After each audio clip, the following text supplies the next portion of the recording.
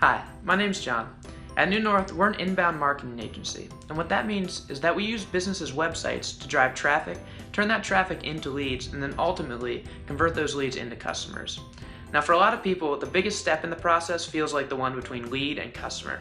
And that makes a lot of sense because honestly, there is a pretty big difference between somebody showing an interest in your product or service and somebody actually buying your product or service.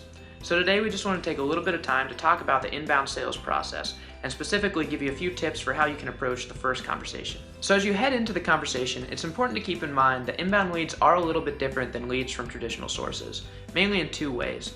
First, they tend to know a little bit more about your business because they've probably spent time on your company website doing their homework. They've looked at things like your pricing page, your services pages, and eventually they filled out some kind of call to action, maybe your contact form, that led them to actually get in touch with you.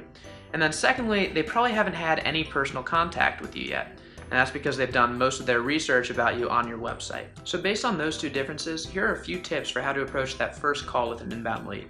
First, don't be afraid to reference the past. I know it can seem a little bit awkward because you haven't had any personal contact with them yet. But at the same time, if they've downloaded an ebook or if they've filled out a form to look at your pricing information, they'll expect you to be aware of that. So don't be afraid to reference the information in that ebook. And then secondly, along those lines, continue the conversation where their interaction with your website left off.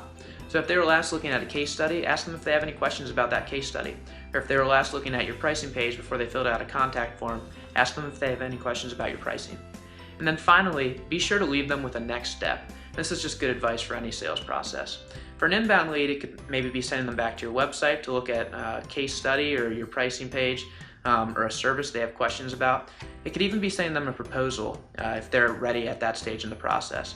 The point is, you don't want to leave them hanging. Make sure that they know what you expect next from them in the interaction. So there you have it, our 3 tips. I hope these put you in a good position to turn those inbound leads into actual real live customers.